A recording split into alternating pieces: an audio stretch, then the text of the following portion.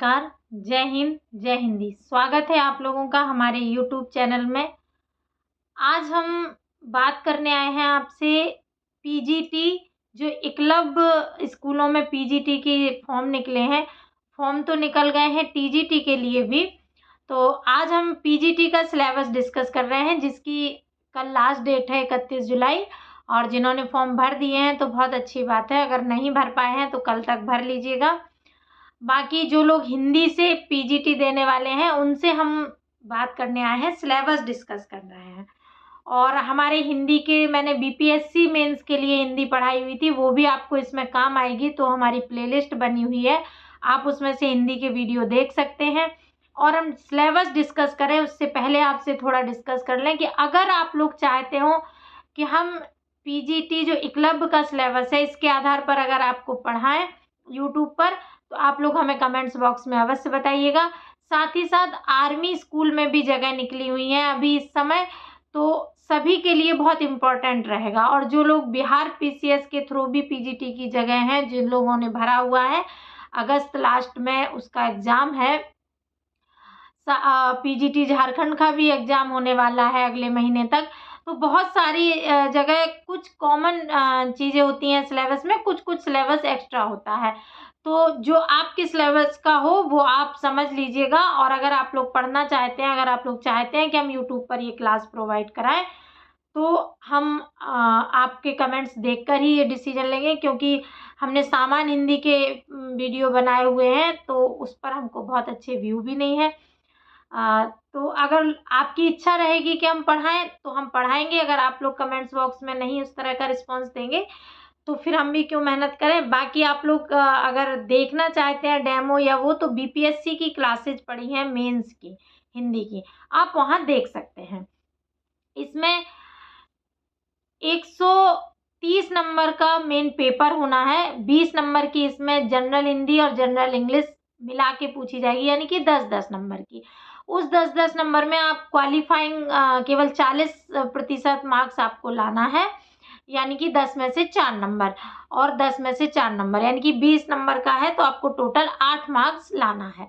लेकिन उसमें लिखा है ईच सब्जेक्ट, मतलब हिंदी में भी आपके 4 नंबर आने चाहिए और इंग्लिश में भी आपके 4 नंबर आने चाहिए। अगर आप उसमें पास नहीं होंगे तो आपकी copy check, OMR sheet check नहीं होगी। बाकी जो 130 नंबर का पेपर है उसमें आपकी जनरल अवेयरनेस के 10 क्वेश्चन रहेंगे 10 मार्क्स के, रीजनिंग के 20 क्वेश्चन रहेंगे 20 मार्क्स के, और आईसीटी आता है वो भी आपका 10 नंबर का होगा, टीचिंग एप्टीट्यूड 10 नंबर का होगा, और 5 नंबर का आपका जो एनईपी 2020 है, यानी कि जो शिक्षा नीति है उससे 5 नंबर का पूछेंगे, और 5 नंबर का पेडागोजी है, ये आपसे पूछा जाएगा। और जो 70 नंबर है वो 70 नंबर का आपके साथ 70 नंबर का जो पूछा जाएगा वो पूछा जाएगा आपका क्या, आपके सब्जेक्ट से। तो जिसका जो सब्जेक्ट एमए में है उनसे उसी सब्जेक्ट का पूछा जाएगा। हम बात हिंदी पे कर रहे हैं। तो देखिए इसमें खंड का दिया हुआ है, पीजीटी हिंदी का ये सिलेबस है। खंड का दिया हुआ है इतिहास एवं साहित्य। वास्तव में ये होना चाहिए था हिंदी साहित्य का इतिहास, लेकिन अब प्रिंटिंग है, कुछ भी लिखा है, ठीक है, आप समझ जाइए ये हिंदी साहित्य के इतिहास की बात कर रहा है खंड का में।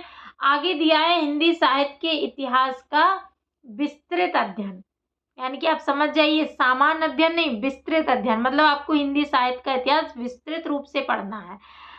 नौकरी अच्छी है, वेतन बहुत अच्छा है, लगभग ये 47,000 से लेके 1,51,000 तक का है, तो लगभग आपको 1.5 लाख के आसपास वेतन की बात है। आवासीय विद्यालय है, आपको आवास भी मिलेगा।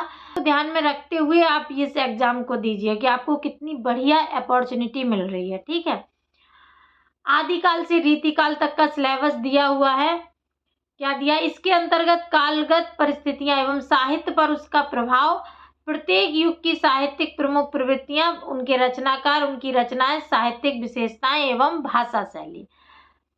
कालगत परिस्थितियां, जो परिवेश होता है वो, उसका प्रभाव, वही सब प्रवृत्तियों में आ जाता है। कुल मिला के आप ये समझिए कि आपको आदिकाल से रीतिकाल में क्या पढ़ना है, साहित्य की प्रमुख प्रवृत्तियां पढ़नी है। क्या पढ़नी है? प्रमुख प्रवृत्तियां और उनके रचनाकार और उनकी रचनाएं। साहित्यिक विशेषताएं भी यही है साहित्य की प्रमुख प्रवृत्तियां। भाषा शैली, आपका जो शिल्प विधान होता है उसमें एक होता है भाषा शैली, तो वो हो जाएगा। कथ और शिल्प की बात जो हम पहले भी आपको समझाते रहे हैं वही चीज है। मेन क्या है? आदिकाल से रीतिकाल तक की रचनाएं, रचनाकार, उनकी रचनाएं और साहित्य की प्रमुख प्रवृत्तियां। आदिकाल के इन्होंने रचनाकार दे दिए हैं, चंद्रवरदाई हैं, अमीर खुसरो हैं, विद्यापति हैं। 3 रचनाकार आपको पढ़ना है। भक्ति काल में इन्होंने दिया है निर्गुण भक्ति धारा, ज्ञान मार्गी शाखा, प्रेम मार्गी शाखा, कबीर, दादू, रैदास, नानक, जायसी, कुतवन। ये इन्होंने रचनाकार दिए हुए हैं। और निर्गुण भक्ति धारा में जो ज्ञान मार्गी शाखा है उसमें जैसे कबीर आते हैं। प्रेम मार्गी शाखा जो सूफी वगैरह का रहता है। तो आपको ये निर्गुण में पढ़ना है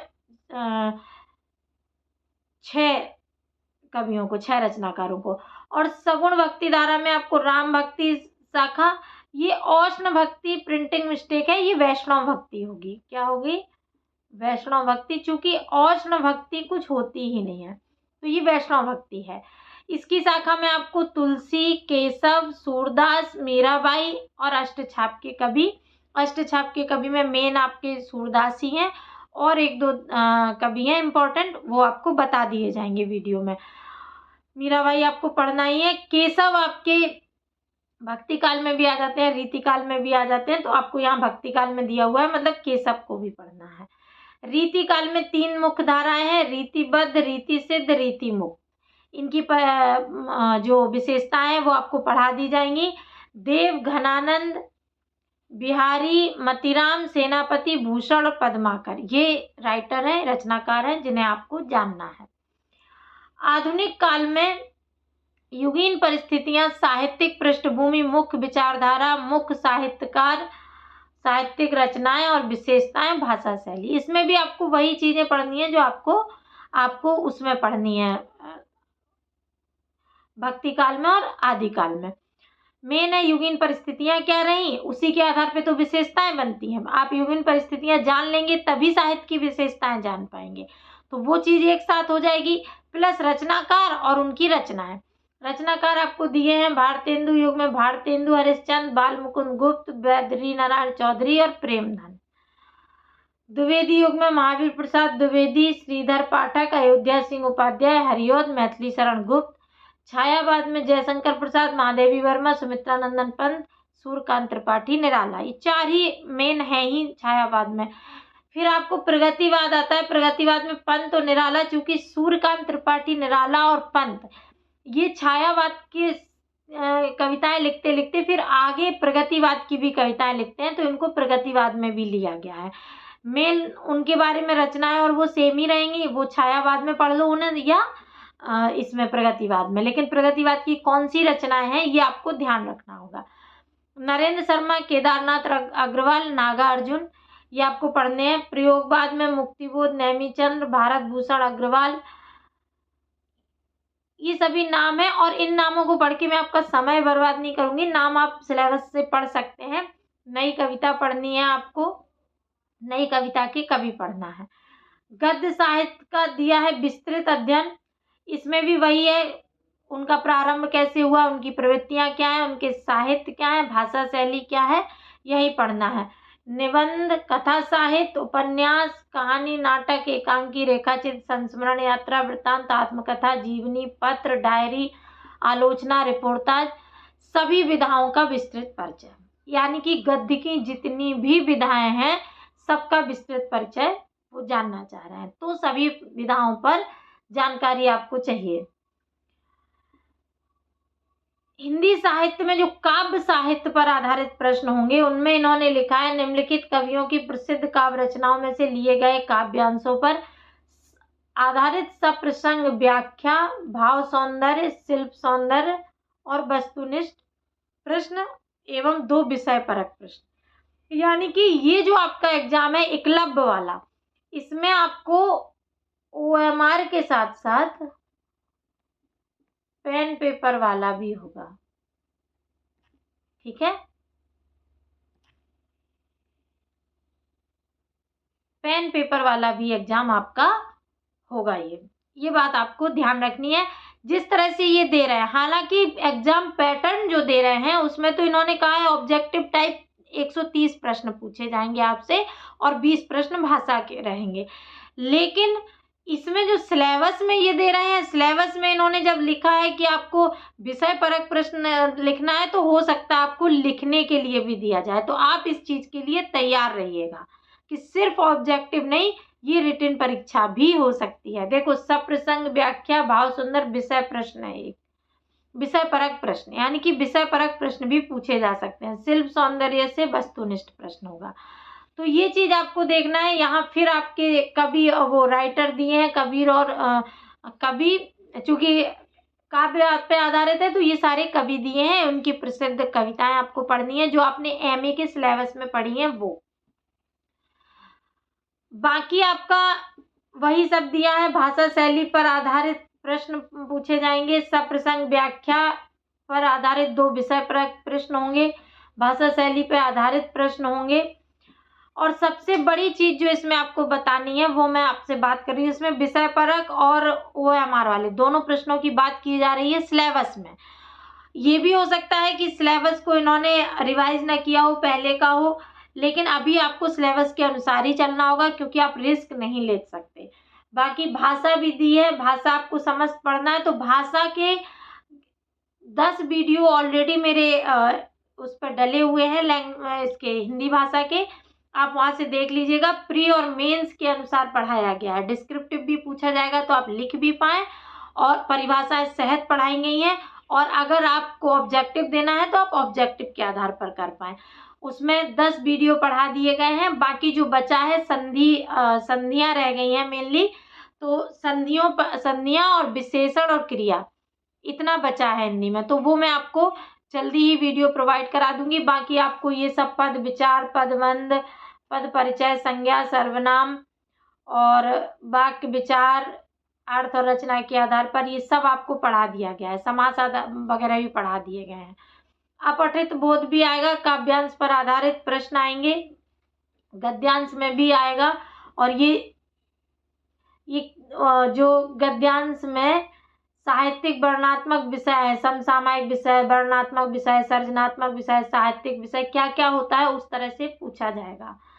उसके बाद अलंकार वगैरह हैं, छंद हैं, जो कविता के गुण होते हैं, प्रसाद गुण, माधुर्य गुण, ओज गुण, शक्तियां होती हैं, अभिधा, लक्षणा, व्यंजना, ये सब आपको पढ़ना है।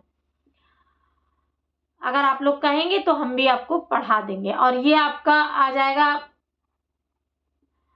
लेखन कौशलता, पत्रकारिता से संबंधित है, उससे संबंधित प्रश्न आएंगे। फिर व्यवहार लेखन पर एक विषय परक प्रश्न आएगा।